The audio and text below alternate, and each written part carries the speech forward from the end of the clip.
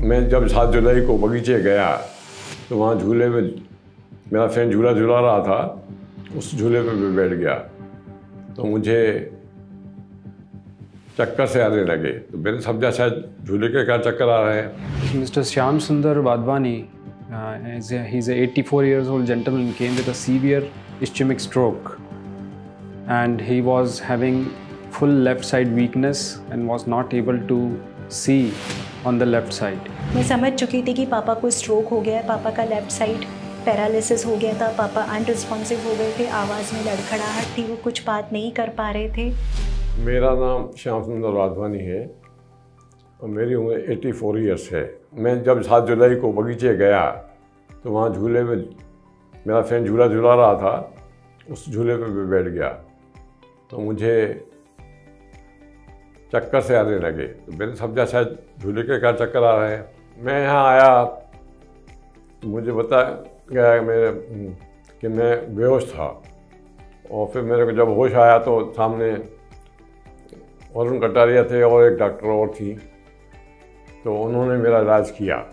Mister Wadhwani 85 years के व्यक्ति हैं और इनको पहले भी स्ट्रोक हो चुका है, इसलिए ऑलरेडी खून पतला करने की दवाई पे थे, पर खुद से एक्टिव थे, गार्डन में घूम रहे थे और अचानक ये उनको फिर से लकवे का अटैक हुआ, जिसमें कि मस्तिष्क में एक जो खून पहुंचाने की आर्टरी होती है, खून पहुंचाने की जो नली होती है, जिसको हम राइट साइड की PCA बोलते हैं, वो पूरी बंद थी और उस एरिया का सप्लाई पूरा बंद होने के कारण इनको लेफ़्ट साइड का पूरा कमज़ोरी था, पेशेंट बेसुध था और लेफ़्ट साइड का पूरी तरह का विज़न भी गड़बड़ हो गया था। मुझे उम्मीद नहीं थी कि मैं चल पाऊँगा कि नहीं चल पाऊँगा, लेकिन डॉक्टरों के प्रयास से, खासकर न्यूरोलॉजिस्ट और क्रिटिकल केयर से मुझे काफ़ी राहत मिली है और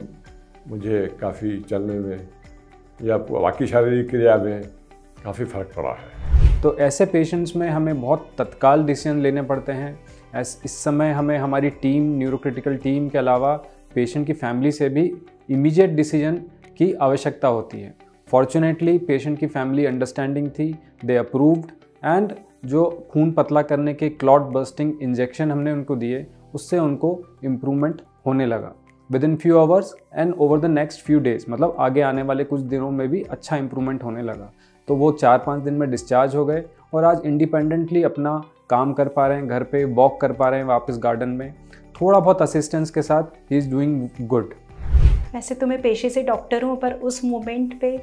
मैं इतना ज़्यादा घबरा गई थी कि क्या हो गया, पापा की शुगर लो हो गई, पापा का BP लो हो गया, क्या प्रॉब्लम हो गई। और जैसे ही मैं वहाँ पहुँची तो मैं समझ चुकी थी कि पापा को स्ट्रोक हो गया है, पापा का लेफ़्ट साइड पैरालिसिस हो गया था, पापा अनरिस्पॉन्सिव हो गए थे, आवाज़ में लड़खड़ाहट थी, वो कुछ बात नहीं कर पा रहे थे। और पापा के सभी दोस्तों के सहयोग से मैं उनको हॉस्पिटल लेकर आई और इस हॉस्पिटल में जो मुझे रिस्पॉन्स मिला, मतलब इमरजेंसी, एम्बुलेंस, सारा का सारा स्टाफ पेशेंट को रिसीविंग के लिए वहीं कैजुअल्टी पे था और इमीडिएटली पापा को कैजुअल्टी में प्राइमरीली असेसमेंट करके अर्जेंटली CT स्कैन पापा का हुआ और विद इन 30 मिनट्स पापा को हमने जो ब्लड थिनर का इंजेक्शन होता है जो स्ट्रोक में दिया जाता है,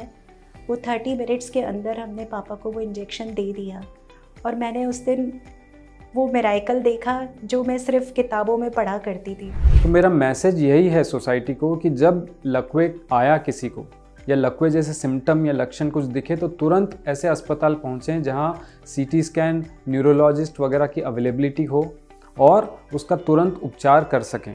उस उपचार करने से सबसे बड़ा फ़ायदा ये होता है कि जो लॉन्ग टर्म की लाचारी है उससे हम बच जाते हैं, जो अपंगता है उससे बच जाते हैं और पेशेंट इंडिपेंडेंट हो सकता है।